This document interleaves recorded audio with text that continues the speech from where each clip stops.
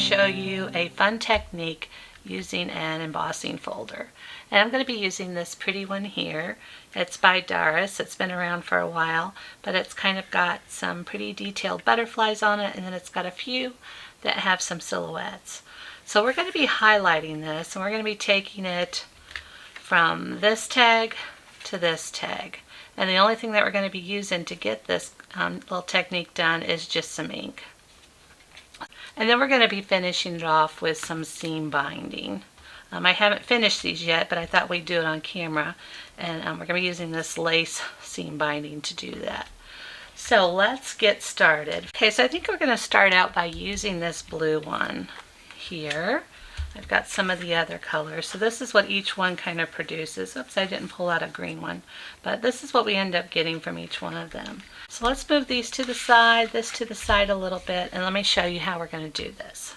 Okay, so when I'm choosing my colors for these, let me pull these inks down just a little bit here so you can see the ones that I kind of chose. These are just the Color Box chalk ink, and they've got it in Blue Lagoon, a yellow, and then a chestnut brown, and then a green, and then I actually end up using a red for my the pink color on here. It's just the way it ended up turning out. And it doesn't matter, I found, what kind of ink you use when you do this. I've used even distress ink and distress ink with the oxide, and just about any kind of ink works, but you can just kind of experiment and see what works best for you. I chose these simply because these were a darker color than what my tag is, and that's what I want to look for when I'm choosing them. I want to make sure that whatever one I choose, that the ink itself is going to be darker than the tag, because that's going to affect how it ends up showing up on the tag. So let's start with this blue one. Move those off to the side, and let's concentrate on this. All right, make myself some room. So I'm going to choose this blue one. This one happens to be called Blue Lagoon. I've had these around for a really long time, but like I said, it doesn't matter, whatever kind of ink you have. And all I'm going to do is open this up, and I'm going to open my folder, and then one side of your embossing folder is always going to have go deeper, and the other side is going to be raised. So I want to go with the side that's deeper, and for me in this one it happens to be, when you flip it up, it's the top side.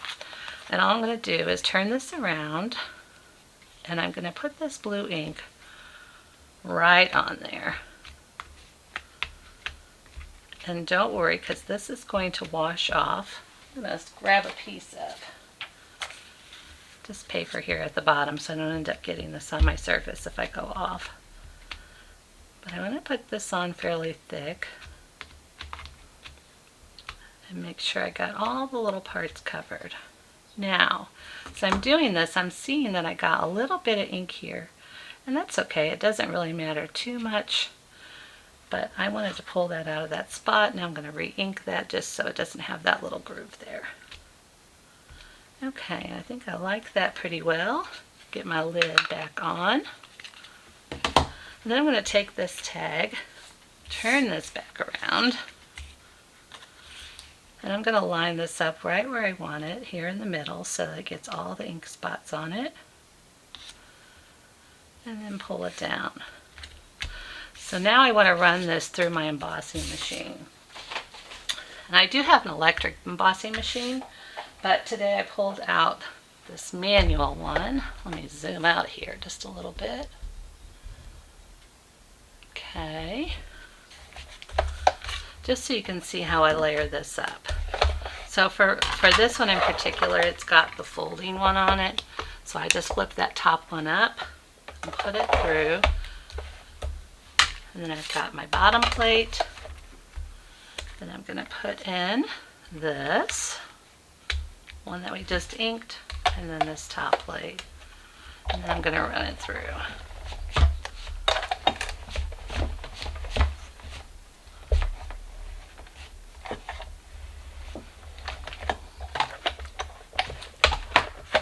Okay, move all this back out of the way.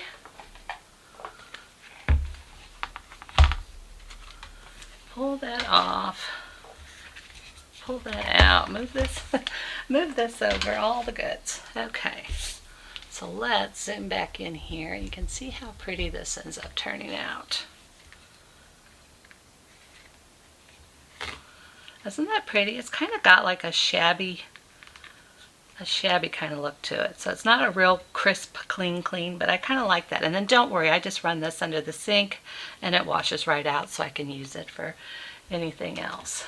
And actually I'm going to go do that right now before I move on. That way that's going to give that just a second to dry. And then I'll be right back. Okay, I'm back and I got it all cleaned off, good as new and good to go for my next color that I want to do on there. And that gave that just a little bit of time to dry. So what I like to do on all of these tags that I emboss with is I like to add a sheet on the back that's going to be a smooth sheet. So let me grab a piece. And so I've got just a piece of white cardstock here. And I'm going to put, it's already cut to 2.5. So let me put some glue on this. And I'm going to glue that right to the back of it. If you've seen some of my other videos, you've seen this part quite a bit. I do this on every embossed tag that I do. Because I just like that smooth back.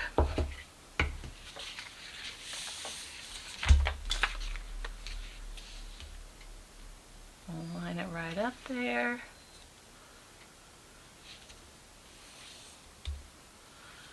And that's still drying just a little bit, but I want to keep going here.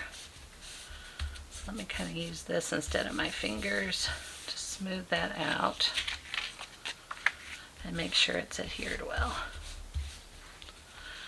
I could stop and pause the video and all that jazz. That's not too much really, it's just a little spot.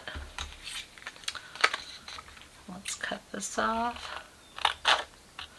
And these tags are measuring 2.5 by 5, and when I do these cutouts on here, it's just going to be 2.5 and then by 5, and then I just snip off each end. So now I'm just going to use those 2 ends and go right around there. And that's how quick and simple those come together. So this would be really pretty, like as if you wanted to use the whole folder to just do your standard size card.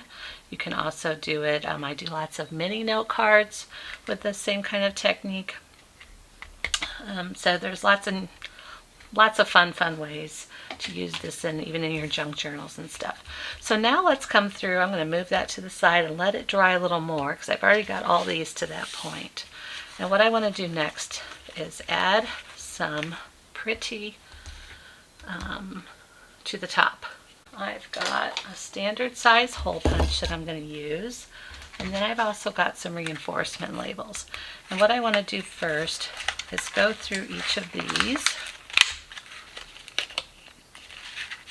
Let's pull this out and bring my glue sheets back over.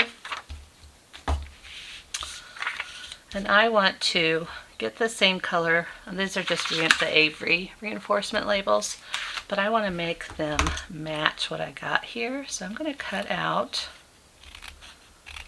some of these. Oops, I got 2 on there. And I'm just going to cut little squares out of them. And we're going to bring them from white and then put some color at the top here. So for these blues, blue one, I got 2 blues now. So I'm going to just flip this over on here and give it a little push just so it makes that blue. And if you've got a dauber, of course you can do that. You can, even when you're putting these on the ink onto the embossing folder, if you've got a roller, you can use that. If you've got, you know, sponges or whatever you want to do to transfer your ink from there. It's just these chalk inks really seem to work good putting them on there, so I don't bother with either. I'm going to take this off and flip that around. And now that's going to be a pretty color to put at the top. I'm going to need 2 of those, so let me do one more. Double, and flip that over. And then I've got my yellow. We'll need 1 for it.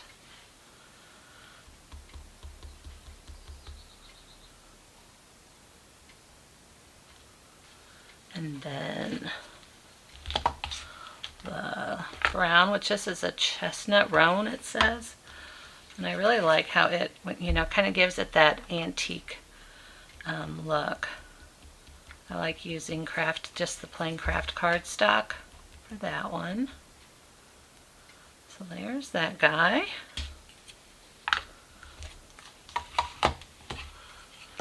And then I use this warm green for my green one. Okay, let's put the green one on. And if you've got some tweezers, this might be the good place to use those. And then I've got this red. Oops, I didn't pull my purple out, did I? I need to go find my purple ink that I used earlier.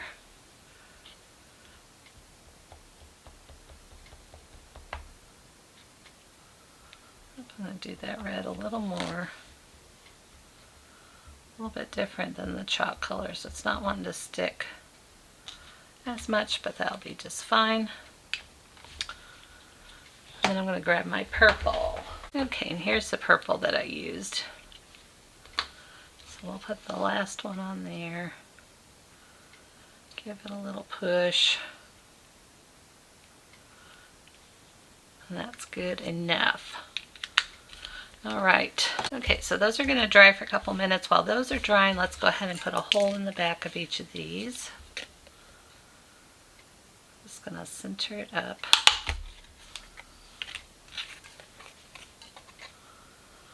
Pop a hole. And if you want more precise measurements, well, of course, you can measure that out.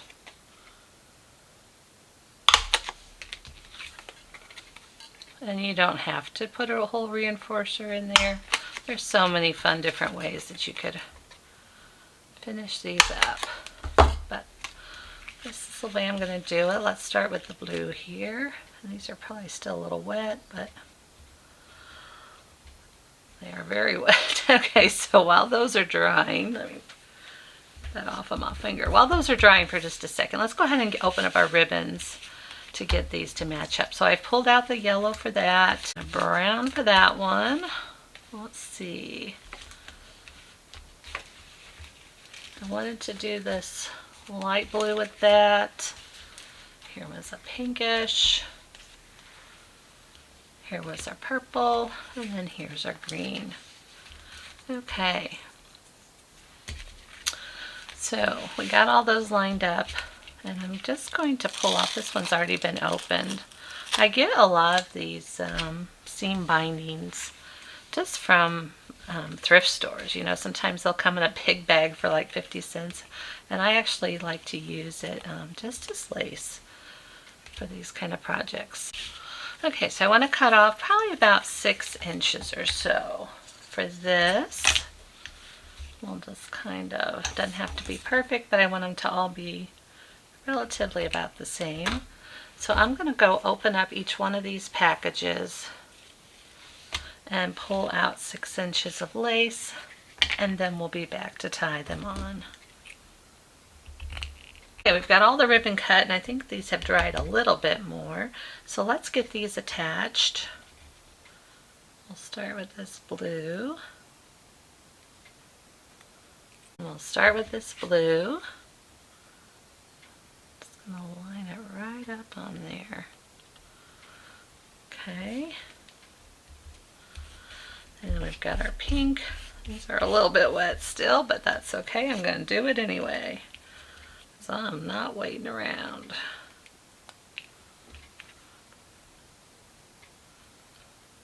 Oop. Let's get it put on there. Okay, so I'm going to speed this up a little bit, so you don't have to endure watching me put all these on. Okay, and here's the last brown one. And like I said, you don't have to do this extra step. I just think it finishes it off a little bit more. So, we did it. Okay, so let's get these tags tied on here. And the way I'm going to do that is fold these in half. I'm going to slip it through.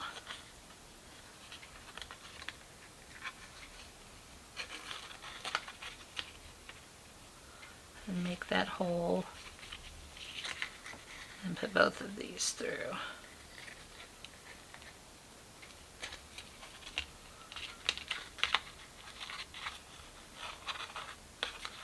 There we go. We'll tighten that up, and that's how that's going to look on the end. It's kind of pretty, I think. So let me finish these up. We'll do it off camera, and I'll come back and show you the final product. Okay, so here they are all finished. I love the way the colors ended up coordinating with these. So pretty, I think. Some of my favorite things to do in paper crafting is simply use what you have. So most of us in the paper crafting world will have embossing folders, and we'll have inks, and then of course we love finding little things on clearance, on sales. Those are always the best.